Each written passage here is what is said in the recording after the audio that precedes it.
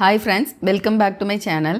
Friends, இன்றைக்கி ஒரு jolly வீடியோன்னு கூட சொல்லலாம். ஆனால் அழுகிறது. ஸோ அழுகிறது எப்படி ஜாலியாக இருக்கும் அப்படின்னு பார்த்தீங்கன்னா, ஸோ ஒரு இன்ட்ரெஸ்டிங்கான வீடியோன்னு எடுத்துக்கலாம். ஏன்னா நிறைய பேர் கேட்குற ஒரு விஷயம் என்னென்னா, அழுகிறது நல்லதா கெட்டதா? நான் ரொம்ப அழுகிறேன், நான் இமோஷ்னலாக வீக்காக இருக்கேன், எனக்கு எதுக்கெடுத்தாலும் அழுக வருது அப்படின்னு சொல்கிறது தான் நம்ம பார்த்துருக்கோம். ஸோ ஃப்ரெண்ட்ஸ், ஆனால் உண்மையாக சொல்லணுன்னா சைக்காலஜிக்கலாக ரிசர்ச் அண்ட் சயின்ஸ் எல்லாமே என்ன சொல்லுது அப்படின்னா, நீங்கள் அடிக்கடி அழுகிறவங்களாக இருந்தால் ஆக்சுவலாக ரொம்ப நல்லது அப்படின்னு சொல்கிறாங்க. ஸோ அதோட பின்னணி என்னென்ன விஷயங்கள் ஓகே. ஆனால் அதோடு நிற்காமல், சரி நான் ரொம்ப அழுகிறேன், நான் ஓகே நீங்கள் நல்லதெல்லாம் சொன்னால் கூட அந்த டைம் என்னோட ஓவராக கண்ட்ரோல் பண்ண வேண்டிய அளவுக்கு என்னோடய அழுகை இருக்குது, நான் என்ன பண்ணலாம்? அப்போது ஒரு சின்னதாக அதுக்கு ஒரு அக்குபஞ்சர் புள்ளி இருக்குது, சூப்பராக கண்ட்ரோல் பண்ணும். அண்ட் எதை க்ரை இல்லை, இமோஷனை. ஸோ அண்ட் அதே மாதிரி ஒரு நல்ல 4 ரெமடிஸ் ஃப்ளவர் மெடிசனில் இருக்குது. ஸோ அடிக்கடி நான் அழுகிறேன் அப்படின்னா, நான் நல்லதை நோக்கி போனால் கூட அதை சில நல்ல விஷயங்கள் நான் சொல்கிறேன், அதாவே இருந்தாலும் வேண்டான்னு நினைக்கிறேன், நான் கொஞ்சம் என்னை கண்ட்ரோல் பண்ணிக்கணும்னு நினைக்கிறேன் அப்படின்னு சொல்கிறவங்களும் இருக்காங்க. ஸோ அப்படிக்கு ஆனாலும் என்னால் கண்ட்ரோல் பண்ண முடியலை அப்படின்னா மலர் தீர்வுகள் நீங்கள் எடுத்துக்கலாம்.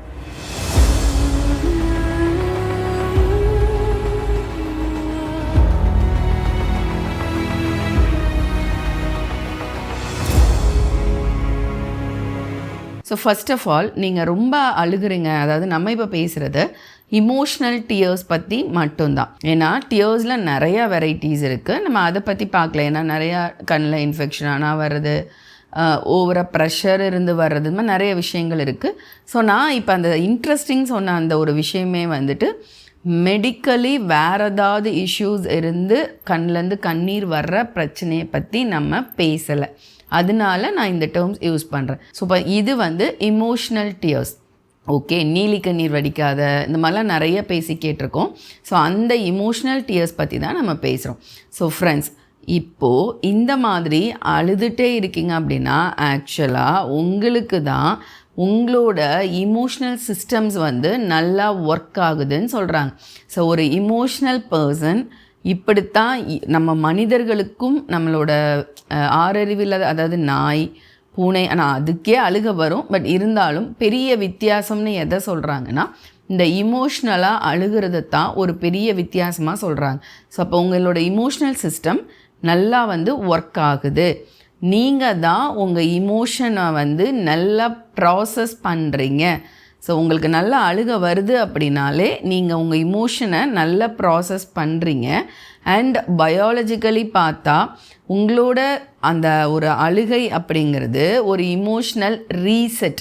ஸோ மறுபடியும் அதை உள்ளே வச்சுட்டு அப்படியே அடக்கி இருக்காமல் அதை ஒரு ரீசெட் பண்ணுறதுக்கு இந்த அழுகை வந்து ரொம்ப ஹெல்ப்ஃபுல்லாக இருக்குது. ஸோ அப்போ நீங்கள் உங்கள் சிஸ்டம் தான் கரெக்டாக உங்களோட இமோஷ்னலை வந்து ரீசெட் பண்ணுது, உங்கள் உடம்பு வந்து கரெக்டாக செட் ஆகுது அப்படின்னு சொல்கிறாங்க. ஆனால் இந்த சில பிரச்சனைகள், இந்த ரொம்ப அழுகிறோங்கிறவங்களுக்கு சில இன்ட்ரெஸ்டிங்கான விஷயங்கள் இருக்குது. நீங்கள் நல்லா நோட் பண்ணி ரொம்ப அழுகிறவங்களெல்லாம் பார்த்தோம் அப்படின்னா அவங்களுக்கு வந்து எம்பத்தி லெவல் வந்து ரொம்ப அதிகமாக இருக்கும்.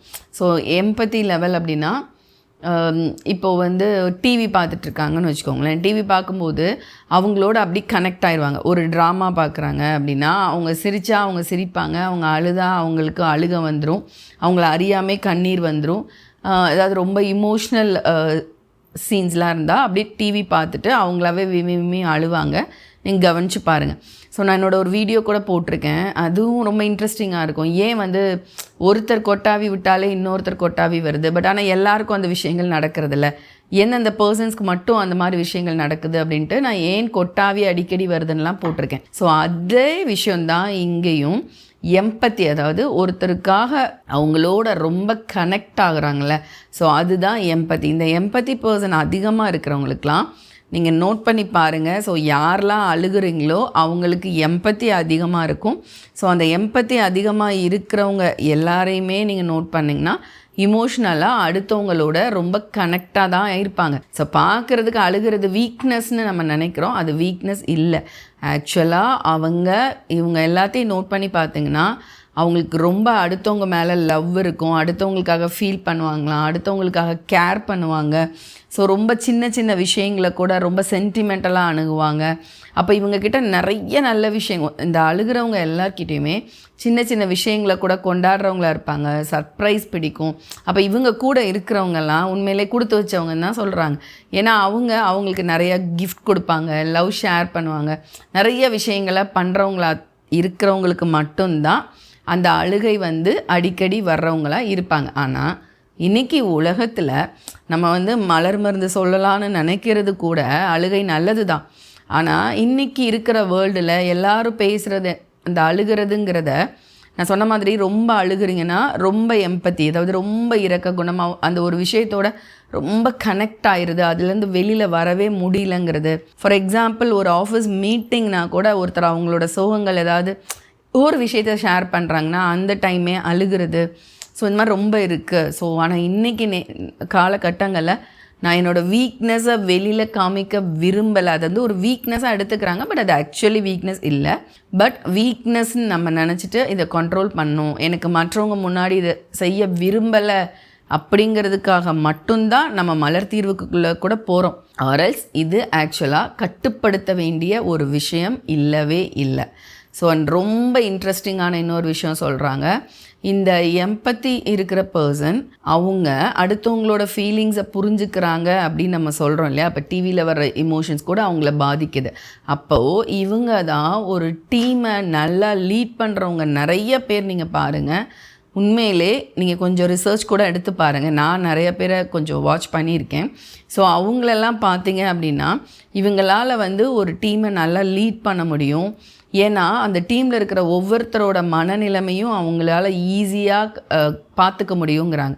ஸோ இந்த மாதிரி அழுக வர்ற பர்சன்ஸ் எல்லாருக்கும் சைக்காலஜிக்கலாக தே ஆர் ஈஸிலி அண்டர்ஸ்டாண்ட், அடுத்தவங்களுடைய இமோஷன்ஸை ஈஸியாக அண்டர்ஸ்டாண்ட் பண்ணுறதுனால அவங்களோட ஒரு பிஸ்னஸ், அவங்களோட ஒரு கெரியர் எடுக்கும்போது அவங்களால நல்லாவே சக்ஸஸ் ஆக முடியும்.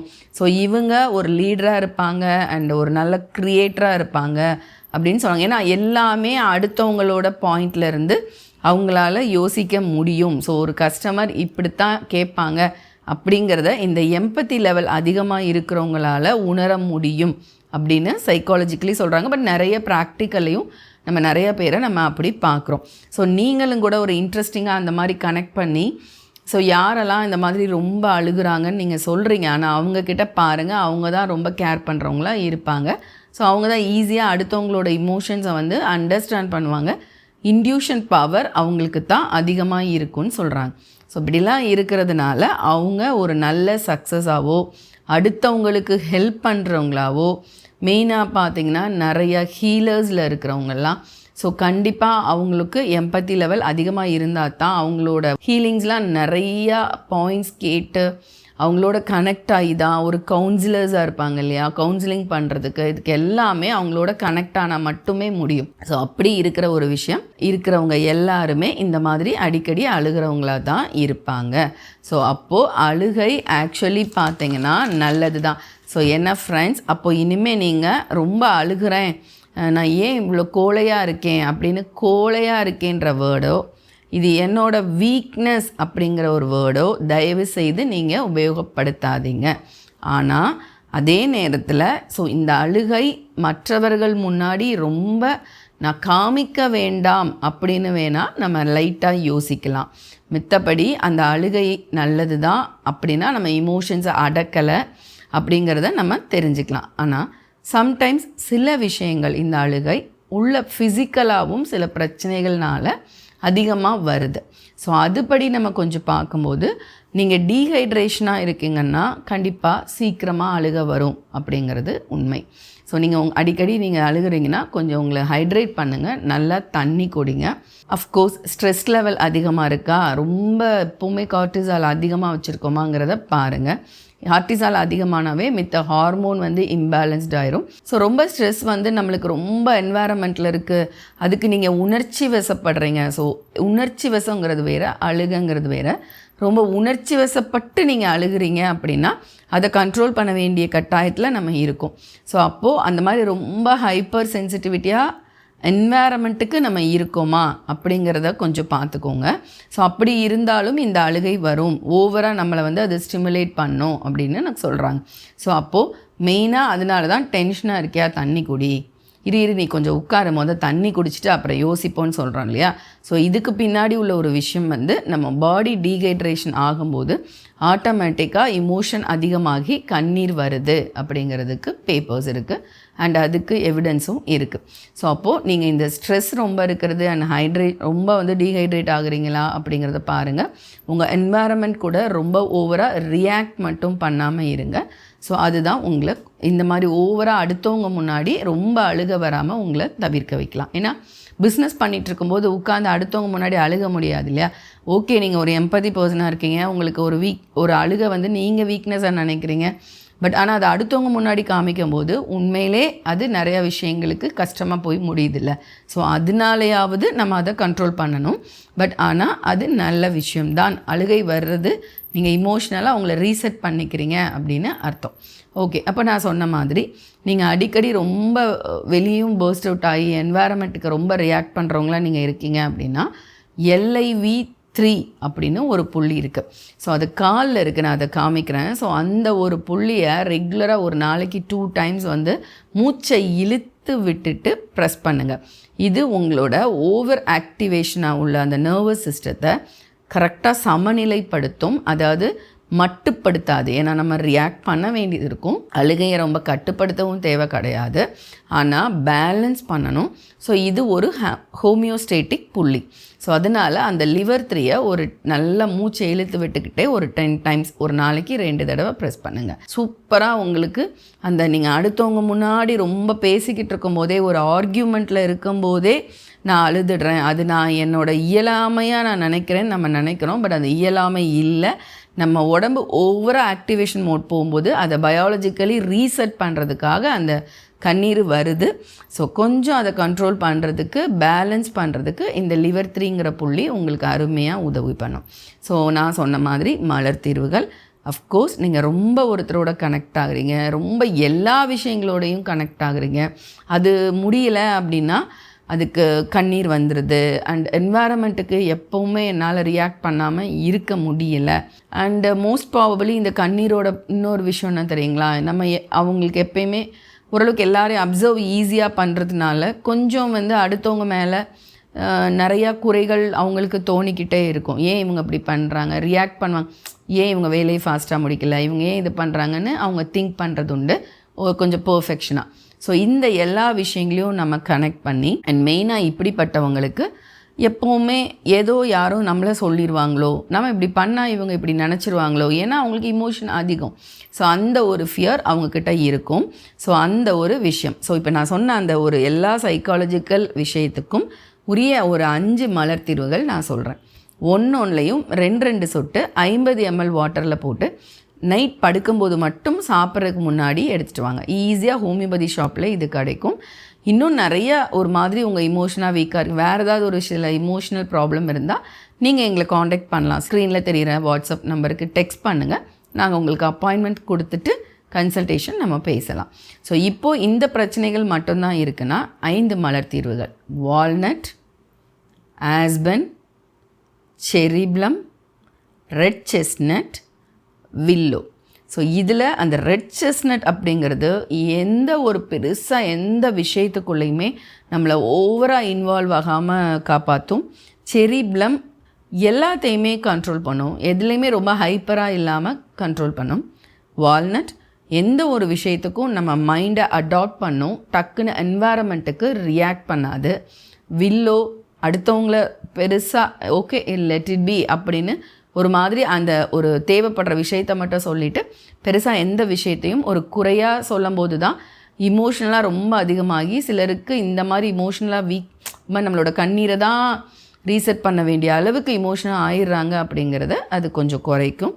ஆஸ்பன் ரொம்ப நான் சொன்ன மாதிரி இவங்க அது பண்ணுவாங்களோ, அவங்க அது நினைப்பாங்களோ, இவங்க ஏதாவது யோசிச்சுருவாங்க, நம்ம இவங்களை திட்டினா கூட இவங்க யோசிச்சுருவாங்க அப்படின்னு கண்டிப்பாக இந்த மாதிரி அதிகமாக அழுகிறவங்களுக்கு அந்த இமோஷன் இருக்கும் அப்படின்னு சொல்கிறாங்க. ஸோ அதற்குரிய மலர் தீர்வு ஆஸ்பன். ஸோ நான் சொன்ன மாதிரி 2 சொட்டு மட்டும் நீங்கள் யூஸ் பண்ணிக்கோங்க. ஸோ ஃப்ரெண்ட்ஸ், இந்த அழுகை அப்படின்ற ஒரு விஷயம் நீங்கள் உங்கள் லைஃப்பில் இன்னுமே உங்களுக்கு அது ஒரு வீக்னஸ் அப்படின்னு நினைக்காதீங்க. பட் ஆனால் என்ன, உங்களோட நர்வஸ் சிஸ்டம் கொஞ்சம் ஓவர் ஆக்டிவேஷனில் இருக்கிறதுனால நம்மளுக்கு இயல்பாகவே அந்த கண்ணீர் அதிகமாக அதை வெளிக்காமிச்சு பயாலஜிக்கலி அந்த ஒரு கண்டிஷனில் நம்ம ரீசெட் பண்ணிட்டு தான் நம்ம அடுத்து போகணும். இல்லைன்னா ரொம்ப ஹையாக நம்ம இமோஷன் வந்து போயிடும். அதுக்காக இயற்கையாக கொடுத்த உடம்பாக கொடுத்த ஒரு பிரச்சனையை சால்வ் பண்ணுறதுக்காக கொடுத்த ஒரு விஷயம்தான். பட் அதுக்காக உள்ளே அடக்கிறது பெரிய தப்பு. ஸோ இது கரெக்டு தான். பட் தேவையில்லாத இடங்களில் மட்டும் கொஞ்சம் நம்மளை கண்ட்ரோல் பண்ணிக்கிறதுக்காக இந்த புள்ளியும் இந்த மலர் தீர்வுகளும் உங்களுக்கு உதவியாக இருக்கும். ஸோ ஃப்ரெண்ட்ஸ், இது மாதிரி நிறைய உங்களுக்கு மலர் மருந்து பற்றி டவுட்டோ இல்லை உங்களுக்கு கன்சல்டேஷனோ தேவைப்பட்டால் ஸ்க்ரீனில் தெரிகிற நம்பருக்கு எங்ககிட்ட கன்சல்டேஷன் புக் பண்ணிட்டு தாராளமாக நீங்கள் ஒரு காம்பினேஷன்ஸ் எங்ககிட்ட இருந்து வாங்கிக்கலாம். பட் இந்த மாதிரி பர்டிகுலர் மருந்தாக வாங்கணுன்னா நீங்கள் உங்கள் வீட்டில் உங்கள் ஏரியாவில் ஹோமியோபதி ஷாப்பில் வாங்கிட்டு நான் சொன்ன ப்ரிஸ்கிரிப்ஷன் படி எடுத்தாலே போதும். அதுக்கு நீங்கள் கன்சல்டேஷன் வர வேண்டிய அவசியமே கிடையாது. ஸோ ஃப்ரெண்ட்ஸ், மற்றொரு உபயோகமான வீடியோவில் சந்திக்கிறேன். நன்றி, வணக்கம்.